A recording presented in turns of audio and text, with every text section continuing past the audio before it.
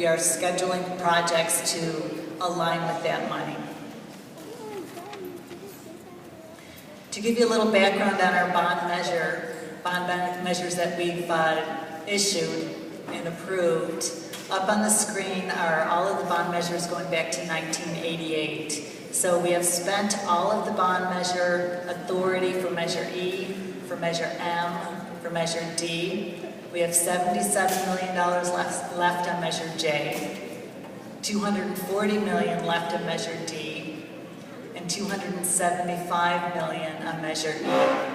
So we have $592 million of remaining authority.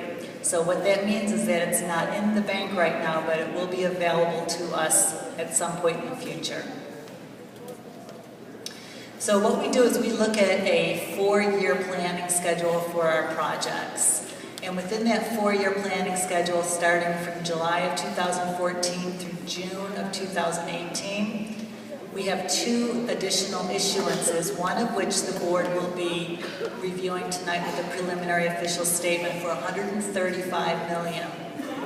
In 2017, there's another issuance based upon assumptions of a 4% assessed valuation growth and a $48 per 100,000 of assessed valuation for 2017. It's $125 million.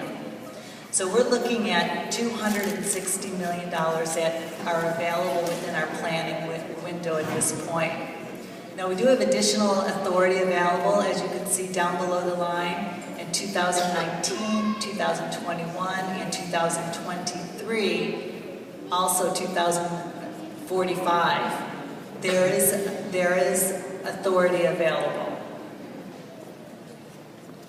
So right now this slide shows all of our active projects that are underway currently and that we have committed to construction, meaning either they're underway or we have students in temporary housing. So as you can see right now we have a lot of projects underway in 2014 and 2015. So we move into the next fiscal year and we're finishing several projects. So we'll be finishing up Coronado, Gombers, renamed tonight, and several other projects. And as we move forward, the projects that are in the later years are really Pinole Valley High School technology projects and finishing up the Nystrom campus. So we only have, as I said, active projects up here that are currently under construction. So to give you a snapshot of what our estimated revenue is and our expenditures through that 4-year planning window of June 2018. We take those 2 bond issuances, which I previously showed you of $260 million, plus we have a cash balance, money in the bank of $104 million as of July 1st of 2014. So we have $364 million available to us within that time period.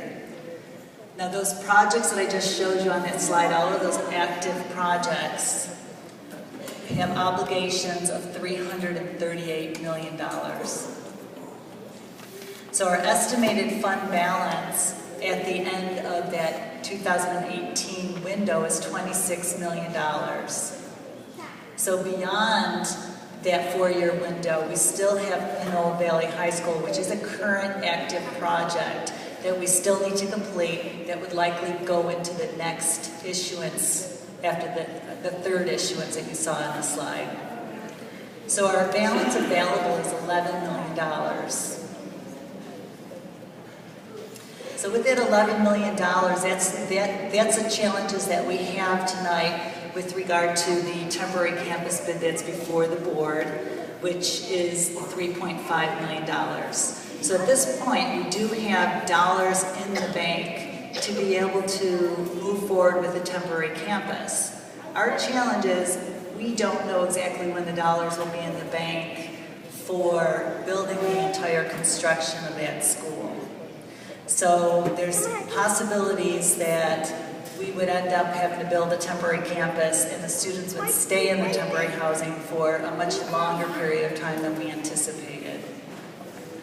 So some of the factors that affect our cash flow on our upcoming projects are the uncertainty of assessed valuation, and there's going to be another presentation by our financial advisors tonight that will talk about that, and also the next bullet with regard to tax rates, because we do make assumptions for that money coming into the school district based upon the tax rate and also those assessed valuations.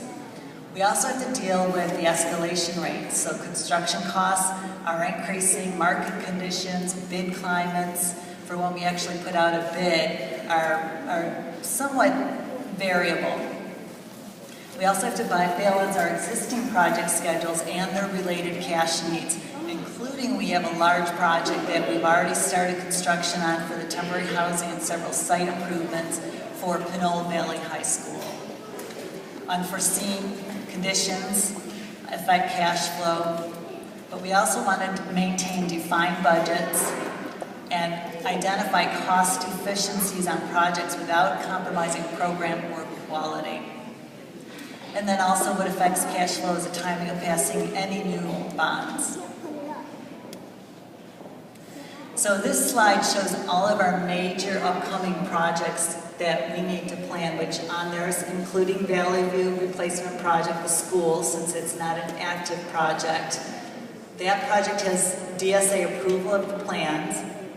And then Fairmont, the replacement project of that school, is just about ready to be Division of State Architect approved, and also the Steege Elementary campus. So if you go down that line, we have several projects that are in a stage of construction drawings, either state approval or master planning. So some of the considerations that the board needs to look at tonight, and whether they approve the temporary campus are on the screen, which is bond funds are available, as I said, to complete the Valley View temporary campus at this time. Bond funds to complete the construction of the school may not be available within our 4-year bond cash flow based upon the assumptions of $48 per 100,000 of assessed valuation and a 4% growth of assessed valuation. So tax rates may need to be increased to access additional bond authority to construct a school at Valley View, or a delay in construction may be needed. And then we have the uncertainty of Pinole Valley High School construction costs, which could result in a construction delay. So we're in the process of reviewing the Pinole Valley project through constructability and cost estimating, and that school should be out for bid late spring, early summer. And that concludes my presentation. Is there public comment? There is definitely public comment. We have 14 people that are originally signed up, and so 2 minutes each. So I will call your names, and for those folks that are still here, we'll ask you to come to speak, and you'll have 2 minutes each to share with the board tonight and the audience.